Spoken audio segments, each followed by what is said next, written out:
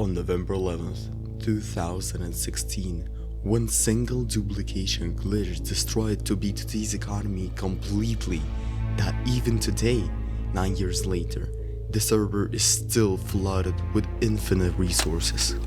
Always remember 11/11 is the day 2b2t's economy changed forever. But how could just one simple dupe change the entire economy of the server?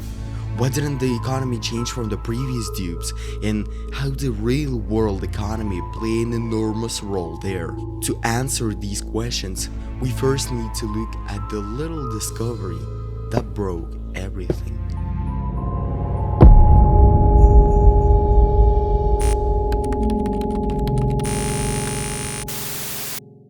Before 11/11, the codename for the dupe itself, 2b2t, believe it or not, had a real economy.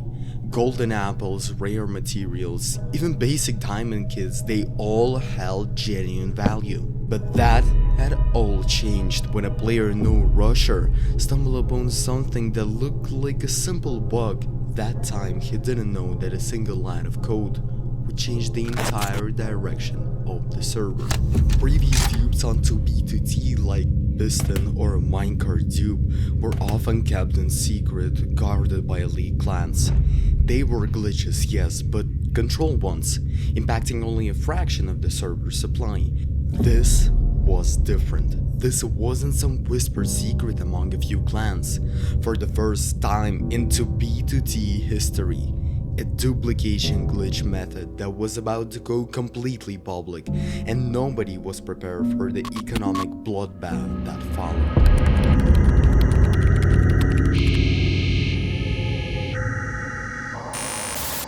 So, how did this catastrophic glitch work? It was surprisingly simple. The core mechanic relied on a precise server interaction. You would drop an item while looking straight down at your feet. Then, at the exact split-second frame, you would force yourself to get kicked from the server. When you rejoined, your item would be in your inventory and on the ground, boom, duplicated. The trick was getting that precise kick. The early methods from other players were clunky, slow, and inaccurate.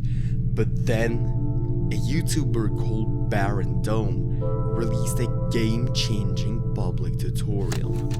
Go ahead and press escape. Down at the bottom, click on ads. You're going to type in .drop.leave. Click save. Now what I like to do is I like to look down. So now I'm going to press the key and I just duplicated those items. He showed players how to use a simple shortcut to force a cycline kick and drop all the items at the floor at the same frame. It made the exploit spread among thousands of players. Suddenly, anyone with a basic line could participate in an economic destruction. Of course, this led to a boom in client development since players wanted to dupe items as fast as possible. Knowing 2b2t players, we can all predict that the massive malware strike occurred. On November 19th, just a week after the dupe went public, popular players started getting backdoored through compromised clients, losing all their bases and stashes. It was a chaotic free-for-all, but the dupe itself was unstoppable. The dupe didn't just break the economy, it shattered 2b2t's very infrastructure. When thousands of players started mass rejoining the server simultaneously trying to dupe, 2b2t's server performance went catastrophic. We're talking 1 TPS, 1 tick per second. The game became nearly unplayable, a stuttering slideshow where movement was a gamble. But that wasn't all. Players were duping everything, including maps. Minecraft servers have a hard limit of 32,767 maps. In the times of glitch, player exhausted every single map ID. Every new map created after that point, permanently blank and unusable. Imagine a world where your maps just don't work. The map limit disaster was just something more than that. It was a permanent scar that shifted players' behaviors fundamentally.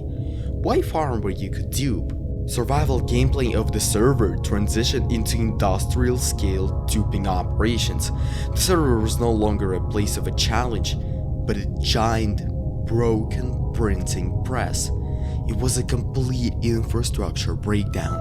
What happened on 2b2t on 11/11 wasn't just a glitch, it was a perfect living study of hyperinflation. Think about the Germany after World War I, printing so much money that it became worthless, literally wallpaper.